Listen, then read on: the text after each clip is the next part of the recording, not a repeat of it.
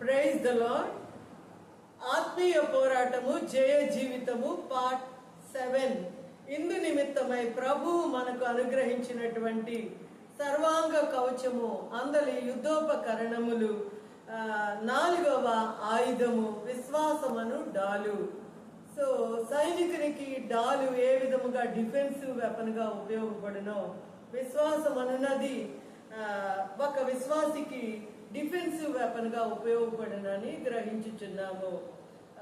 హెబ్రీలకు రాసిన పత్రిక 11వ అధ్యాయము మొదటి 7 వచనములు పరిశీలించినప్పుడు, విశ్వాసమనున్నది నిరీక్షింపబడు వాటి యొక్క నిజ స్వరూపమును అదృశ్యమైనవి ఉన్నవనుటకు రుజువునై ఉన్నది.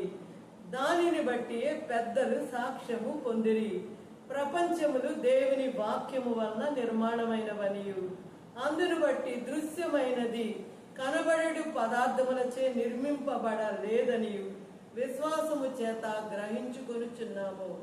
విశ్వాసమును బట్టి హేబెలు కయీను కంటే శ్రేష్టమైన బలి దేవునికి అర్పించును. దేవుడు అతని అర్పణలను గూర్చి సాక్ష్యం ఇచ్చినప్పుడు అతని విశ్వాసమును బట్టి నీతిమంతుడుగా సాక్ష్యము పొందెను. అతడు మృతి నొందియు ఆ సాక్ష్యము ఆ విశ్వాసము బట్టి ఆ విశ్వాసము ద్వారా మాట్లాడుచున్నాడు. హనోకు విశ్వాసమును బట్టి హానోకు మరణమును చూడకుండా కొనిపోబడెను. అతడు కొనిపోబడక మునుపు దేవునికి ఇష్టుడై ఉండెనను సాక్ష్యము పొందెను. కాగా దేవుడు అతన్ని కొనిపోయెను గనుక అతడు కనబడలేదు. విశ్వాసము లేకుండా దేవునికి ఇష్టుడై ఉండుట అసాధ్యము. దేవుని యొద్దకు వచ్చువాడు ఆయన ఉన్నాడనియు తనను వెదకు వారికి ఫలము దయచేయువాడనియు నమ్మవలెను కదా. నోవహు విశ్వాసమును బట్టి అది వరకు వినని సంగతులను గూర్చి దేవుని చేత హెచ్చరింపబడిన వాడై భయభక్తులు కలిగి తన ఇంటి వారి రక్షణ కొరకు ఒక ఓడను సిద్ధము చేసెను. అందువలన అతడు లోకము మీద నేరస్థాపన చేసి ఆ విశ్వాసమును బట్టి కలుగు నీతికి వారసుడాయను. సో ఈ విధముగా విశ్వాసమనున్నది నిరీక్షింపబడి వాటి యొక్క నిజ స్వరూపము. అనగా మరి అప్పటికప్పుడు విశ్వాసమును బట్టి కలుగు ఫలితమును మనము దృశ్య రూపములో చూడలేము, కానీ నిరీక్షణ కలిగి విశ్వాసముతో మనం ఎదురు చూచినప్పుడు మరి దాని యొక్క దృశ్య రూపమును మనము చూడగలమని అనుభవించగలమని గ్రహించుచున్నాము. So not even an ounce of faith comes out of our mind, it comes through our spirit. So we cannot feel the spirit, we cannot feel the faith, but we can see its manifestation when you believe it in your heart and speak it out. And when you speak it out and believe it in your heart, you can see its manifestation. So విశ్వాసం అనున్నది మరి మనకి ఎక్కడ లభించును అని మనము గమనించినప్పుడు, రోమీలకు రాసిన పత్రిక 10వ అధ్యాయము 17వ వచనం ప్రకారము, కాగా వినుట వలన విశ్వాసము కలుగును, వినుట క్రీస్తును గూర్చిన మాట వలన కలుగును. అనగా క్రీస్తు ప్రభు యొక్క సార్వభౌమాధికారము, ఆయన యొక్క మహిమ మహాత్మ్యము, ప్రభు యొక్క శక్తి, మరి సృష్టి మొత్తమును ప్రభు నిమిత్తమై కలిగినదనియు, కలిగి ఉన్నదేదియు ఆయన లేకుండా కలుగలేదనియు మనము విశ్వసించినప్పుడు ప్రభువుకు అసాధ్యమైనది ఏదియు లేదని మనము గ్రహింపు కలిగి ఉన్నప్పుడు ఈ విశ్వాసమును కలిగి ఉండ మనము వ్యక్తపరచగలమని గ్రహించుచున్నాము. So faith is the only currency which can make God to work for us and to move for us and to help us in all our all kinds of problems, all kinds of endeavors. So మరి విశ్వాసము లేకుండా దేవునికి ఇష్టడై ఉండుట అసాధ్యము అను దానిని బట్టి విశ్వాసము అనున్నది మరి మనము పలుకుట ద్వారానే విశ్వసించుట ద్వారానే దాన్ని కలిగి ఉండగలమని రోమీలకు రాసిన పత్రిక 10వ అధ్యాయము 10వ వచనము ప్రకారము నీతి కలుగునట్లు మనుష్యుడు హృదయమందు విశ్వసించును, రక్షణ కలుగునట్లు నోటితో ఒప్పుకొనును. అనగా మరి మనము విశ్వసించుట పలుకుట ద్వారా మాత్రమే విశ్వాసమును ఆయుధమును ఉపయోగించుకొనగలమని గ్రహించుచున్నాము. ఈ విశ్వాసం అన్నది డిఫెన్సివ్ వెపన్ గా మాత్రమే కాకుండా కొన్ని విషయములలో ఆఫెన్సివ్ వెపన్ గా కూడా ఉపయోగించబడినట్లు మనము గమనించగలము. యెహోషువ గ్రంథము 10వ అధ్యాయము 12, 13, 14 వచనములు. యెహోవా ఇశ్రాయేలీయుల ఎదుట అమోరీయులను అప్పగించిన దినమున ఇశ్రాయేలీయులు వినుచుండగా యెహోషువ యెహోవాకు ప్రార్థన చేసెను. సూర్యుడా నీవు గిబియోనులో నిలువుము, చంద్రుడా నీవు అయ్యాలోను లోయలో నిలువుము. జనులు తమ శత్రువుల మీద పగ తీర్చుకొని వరకు సూర్యుడు నిలిచెను, చంద్రుడు ఆగెను అను మాట యాషారు గ్రంథములో వ్రాయబడి ఉన్నది కదా. సూర్యుడు ఆకాశ మధ్యమున నిలిచి ఒకనాడెల్లా అస్తమించుటకు మరి త్వరపడలేదనియు యెహోవా ఒక నరుని మనవి వినిన ఆ దినము వంటి దినము దానికి ముందే గాని దానికి తరువాతనే గాని ఉండలేదని మనము గ్రహించుచున్నాము.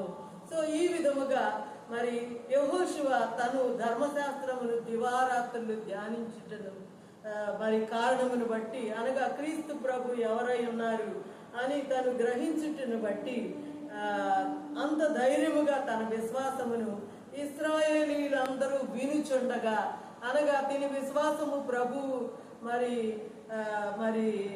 లక్ష్య పెట్టకపోయిన ఎడల అనగా తన మనవి ఆలకించకపోయిన ఎడల గొప్ప అవమానమును ఈ దైవజనుడు మరి ఎదుర్కొనవలసి ఉండును. అయినప్పటికీ మరి ధైర్యముతో తనకున్న విశ్వాసమును ఈ విధముగా వ్యక్తపరిచి వారి శత్రువులందరినీ హతమార్చు వరకు కూడా మరి తను కోరినటువంటి తను వ్యక్తపరిచినటువంటి కోరిక అనగా సూర్యుడు సృష్టిని కూడా శాసించగలిగిన అధికారము తాను వ్యక్తపరిచినట్లుగా ఈ విశ్వాసమును ఆ విధంగా అఫెన్సివ్ వెపన్ గా ఉపయోగించుకున్నట్లుగా గమనించుచున్నాము. సో విశ్వాసమును బట్టి మనము కొన్ని పర్యాయములు గొప్ప కార్యములు చేయుటలో కూడా విశ్వాసం అన్న ఆయుధము ఉపయోగపడునని తెలుసుకొనిచున్నాము.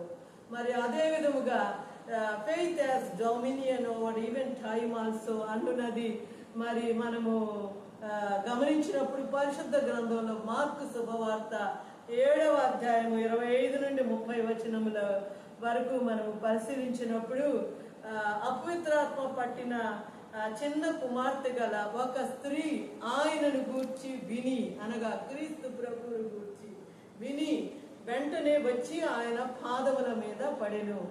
ఆ స్త్రీ సురోఫెనికయ వంశమందు పుట్టిన గ్రీసు దేశస్థురాలు అనగా ఈమె అన్యురాలుగా మనము గుర్తించుచున్నాము. ఆమె తన కుమార్తెలో నుండి ఆ దయ్యమును వెళ్ళగొట్టుమని ఆయనను వేడుకొనెను.